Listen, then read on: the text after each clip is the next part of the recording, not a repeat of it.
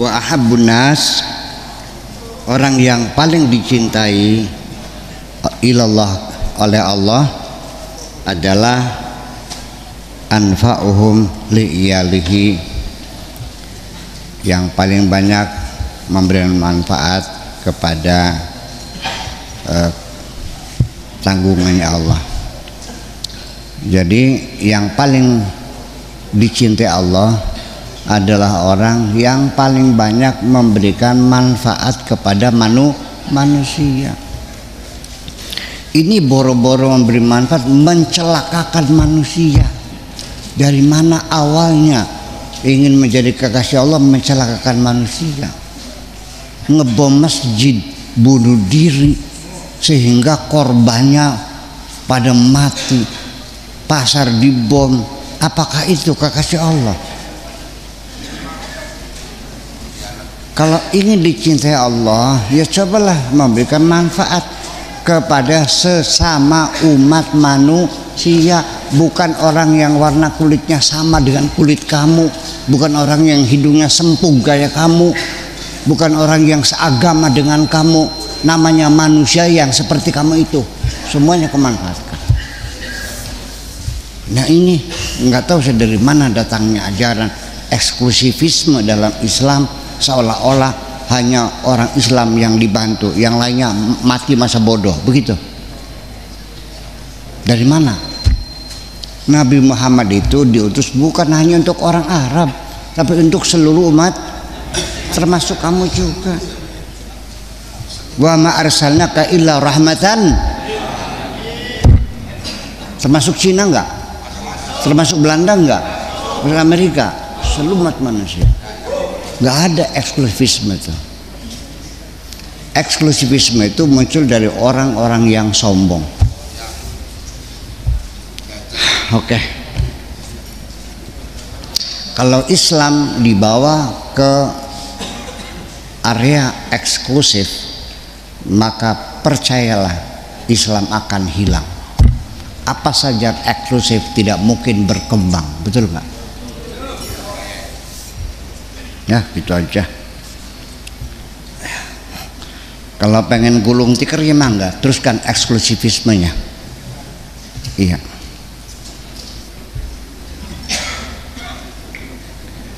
Oke. Subhana man ahwajal, subhanahu, ini kalimatnya juga panjang.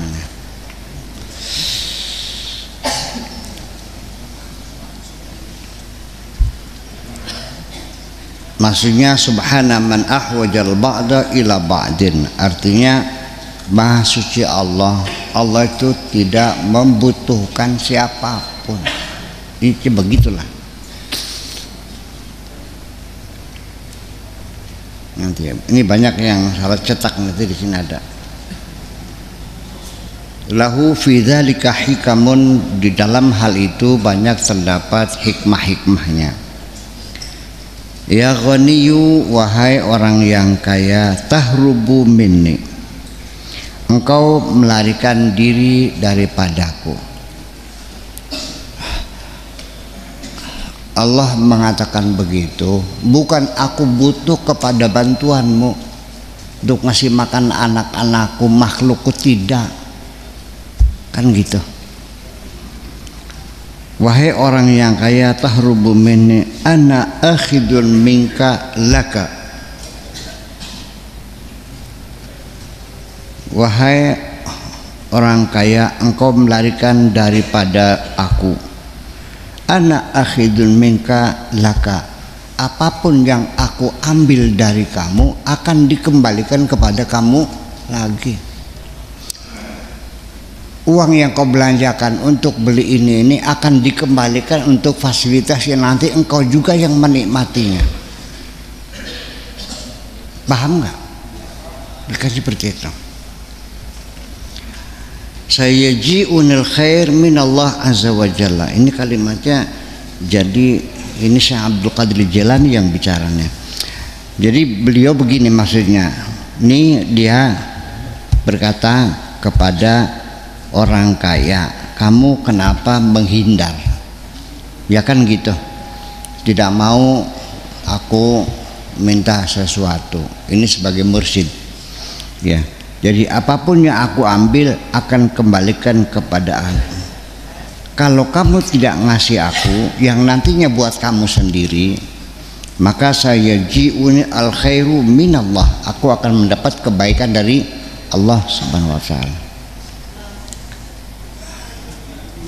Wa yughnini ankum, dan aku akan diberikan kecukupan oleh Allah sehingga aku tidak akan membutuhkan kamu lagi. Wa yuhijjukum ilayya, dan tidak akan wa yuhwijukum ilayya, dan nanti Allah yang akan membuat kamu yang membutuhkan aku. Ini balik-balik. Ini mesti diketahui bahwa ini bukan tulisannya Syekh Abdul Qadir Al-Jilani, itu ditulis oleh murid-muridnya yang hadir pada majelis taklimnya. Kayak sekarang saya ngaji, kamu yang nulis gitu. Itu. Yang nulisnya mungkin digabung-gabung, nanti akhirnya ya itulah mungkin, sehingga kualitas kalimatnya saya yakin ini bukan kalimatnya Syekh Abdul Qadir Al-Jilani seluruhnya. Cuman intinya ya bisa dipercaya lah seperti itu. Hanya beda kemampuan bahasa yang indahnya mungkin tidak seperti Syekh Abdul Qadir Al-Jilani. Kalau kita baca kitab tafsir Syekh Abdul Qadir Al-Jilani sangat bagus sekali, ya kan gitu. Ya ini kalimatnya kan keras begini, artinya agak kaku sedikit, itu kita maklumi saja. Yang penting kita ngaji isinya yang baik, itu aja. Karena Ibrahimu rahmatullahi alaihi, kanjeng Nabi Ibrahim, idza ra'a qillata sabril faqir yaqul, ketika dia melihat ada orang fakir yang hatinya tidak sabar, yaqulu Allahumma wasi' alaina fid dunya, ya Allah berikanlah kami keluasan di dunia, wa zuhdana fiha, dan kezuhudan kami di dunia, wala tuzawwiha anna, jangan sampai dia dijauhkan dari kami, wa turghibuna fiha, dan jangan pula engkau memberikan aku semakin mencintai dunia, fanahliku bitalabiha, nanti kami akan binasa, akan menghabiskan usia kami hanya sekedar mencari dunia saja. Allahumma tuf bina, ya Allah kasihanilah kami, fi aqdiyatika, di dalam menjalani, mentaati atau menerima segala putusanmu, wa qadarika, dan segala ketentuanmu, berilah kami kekuatan untuk menjalani segala keputusanmu. Al-Majlis Al-Muwaffa Al-Thalathin, wa qala radhiyallahu ta'ala anhu bukratan birribat sadisa asyara Jumadil akhir sanata khamsin wa arba'ina wa khamsimi'atin. Ya tuba, betapa bahagianya, betapa senangnya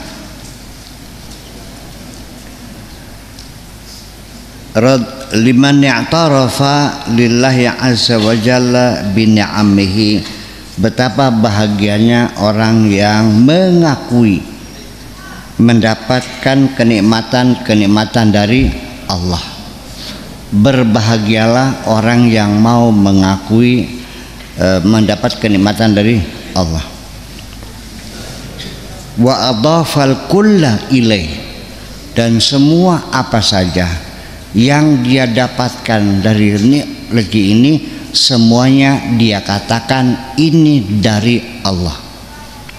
Dapat duit dari Allah, dapat rumah Allah, dapat jodoh dijodohkan oleh Allah, dapat pekerjaan dikasih pekerjaan oleh Allah, disembuhkan dari penyakit disembuhkan oleh Allah. Alladzi yut'imuni wa yusqin wa idza maridtu fahuwa yashfin. Yang ngasih makan aku adalah Allah, yang ngasih minum aku adalah Allah, ketika aku sakit menyembuhkan adalah Allah. Itu wa'dhafal kull ilaih, semuanya dinisbatkan kepada Allah Subhanahu wa ta'ala. Wa ara nafsahu wa asbabahu wa haulahu wa quwwatahu, dan dia meniadakan ya dirinya sendiri, wa asbabahu, dan segala upayanya, usahanya, kerja kerasnya, tidak pernah mengklaim aku dapat rezeki karena jerih payahku. Tidak pernah mengatakan aku dapat rezeki karena memutar otakku. Ya. Wa asbabahu wa haulahu, dan tidak pernah mengatakan ketika apapun karena ini adalah dari modalku sendiri. Wa quwwatahu, dan dari kekuatanku ini adalah karena kepintaranku, ini adalah karena pengalamanku. Kentut semuanya itu, semuanya adalah dari Allah Subhanahu itu. Berbahagialah orang yang sudah mampu pengakuan dirinya seperti itu, sehingga tidak pernah orang itu merasakan bangga dengan kemampuannya. Semuanya adalah pemberian dari Allah Subhanahu wa ta'ala. Ini ajaran semacam ini masih belum bisa diterima oleh kebanyakan umat Islam. Tetap mengatakannya ini jerih payahku, aku berubah karena aku yang merubah. Sampai kiainya bilang kepada santrinya, kamu bisa jadi orang benar gara-gara aku ya, karena aku yang mendidik kamu. Kalau bukan aku yang mendidik, belum tentu kamu jadi orang benar. Pernah dengar begitu nggak? Kari kiainya benar beli.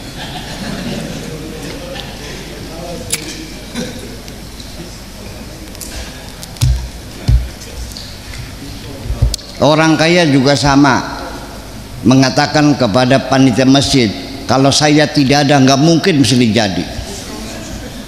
Saya nyumbangnya nggak kepalang tanggung 500 juta koplok. Ini ucapan seperti itu sehari-hari. Itu ucapan-ucapan Tuhan semuanya. Mereka tidak mengatakan Tuhan, tapi ucapannya kayak ucapan Tuhan. Ya betul, melebihi.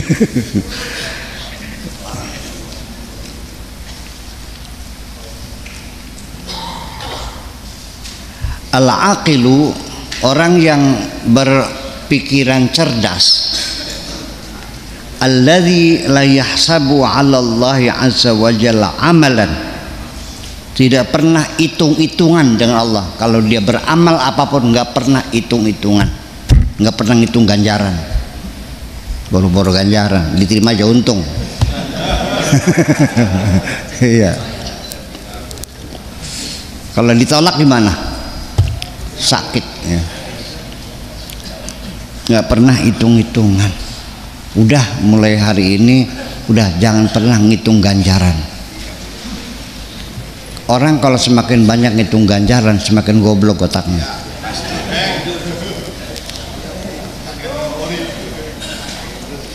Sebab ganjaran itu sendiri materinya nggak jelas, sangat abstrak ganjarannya, dan tidak bisa dimengerti. Tapi kalau langsung sorga mungkin bisa lebih jelas, ya kan? Udah sorga, bidadari yang cantik-cantik, yang perawan-perawan, 17 masih molek-molek, masih murni, yang tidak pernah disentuh oleh jin dan manusia. Perawan ting-ting semuanya, masih jelas itu daripada ganjaran mah. Betul nggak? Ya udah kita aja.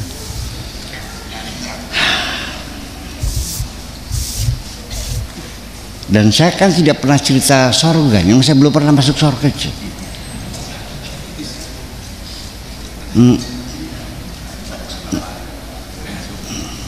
Saya belum pernah masuk surga, entah masuk tak enggak nih. Apa pasti udah masuk? Enggak dong. Surganya siapa lagi? Wala yatlubu minhu jazaan, dan tidak pernah menuntut pahala. menuntut bayaran, menuntut upah, bekerja saja. Fi jami'il ahwal, dalam segala hal, baik sembayangnya, baik puasanya, baik sodakohnya, baik apapun yang dilakukan untuk kepentingan umat, semua tidak pernah minta imbalan apapun.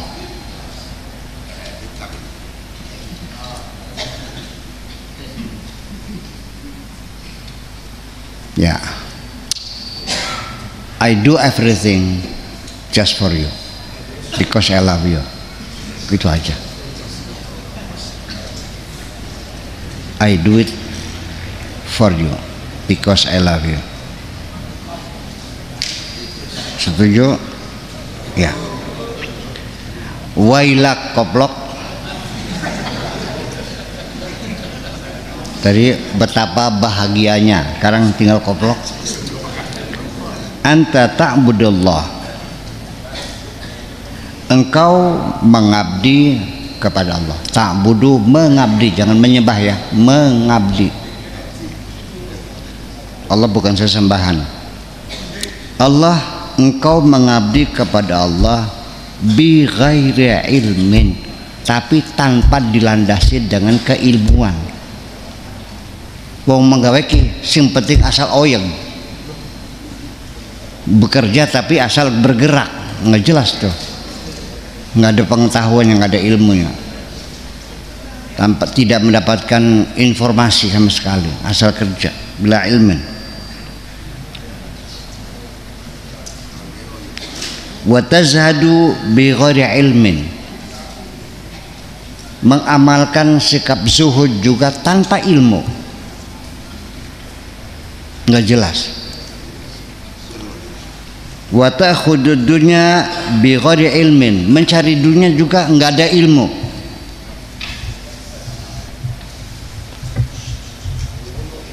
Dagangan geblog hanya laku 2, satu harganya 500 perak. Tampil masih dicicipin geblognya, nggak enak sih. Iya, buka restoran nggak laku karena rasanya nggak karu-karuan, tanpa ilmu. Ngerias pengantin kayak berokan hasilnya. Iya, sampai ngajar ngaji ya anak didiknya nggak ada yang pinter, goblok semua. Tanpa ilmu sih. Ini kan banyak terjadi di sekitar kita. Dzalika hijabun fi hijabin, engkau itu terhijab berlapis-lapis. Iya. Maktun fi maktin, ya, kamu tidak disukai, dibencinya luar biasa, dibenci dalam kebencian. La tumayyizul khaira minasyari, enggak tahu, tidak bisa membedakan mana yang baik mana yang buruk.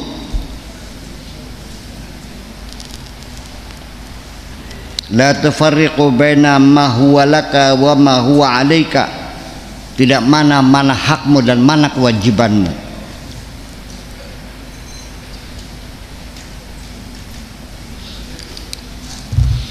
Tidak tahu mana hakmu mana kewajibanmu. Kadang-kadang bukan tidak tahu, memang aneh manusia ini, yang diingat-ingat selalu haknya, kewajibannya lupa. Betul nggak? Menurut mana hakku, kewajiban kamu laksanakan enggak? Tiap bulan nuntut gaji, tapi tiap hari masuknya datangnya terlambat. Betul nggak? Satu hari kerjanya hanya 2 jam kok, yang lainnya buat shopping, buat main catur sama ngopi. Betul nggak? Saja mungkir. Masa kerja sehari 8 jam hanya menghasilkan buat surat buku nikah 1, ngisi buku nikah 1 hasil. pemborosan kan, tapi tiap tahun mentang naik gaji ya.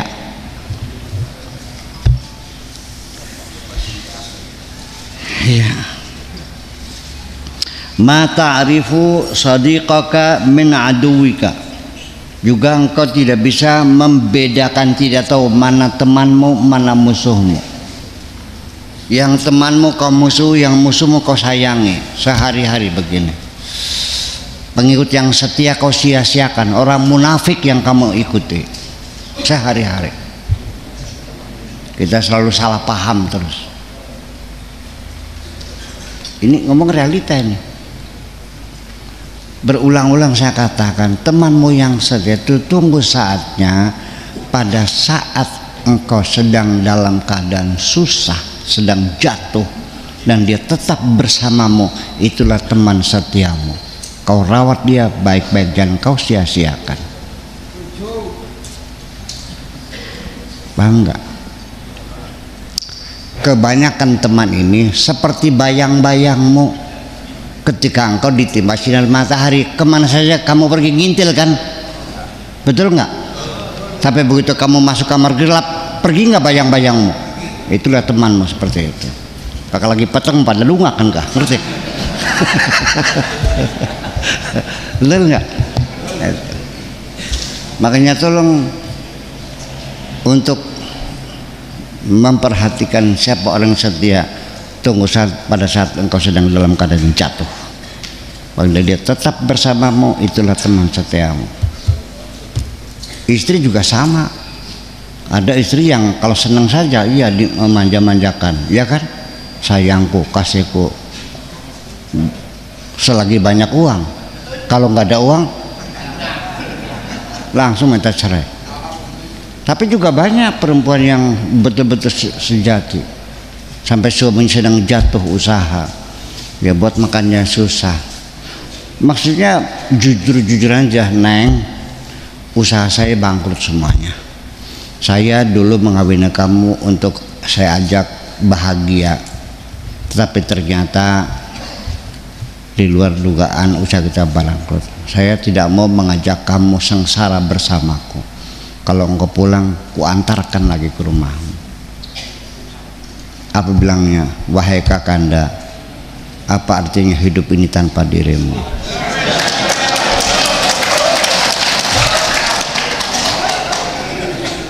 Aku akan selalu di sampingmu, sekalipun di bawah jembatan sekalipun.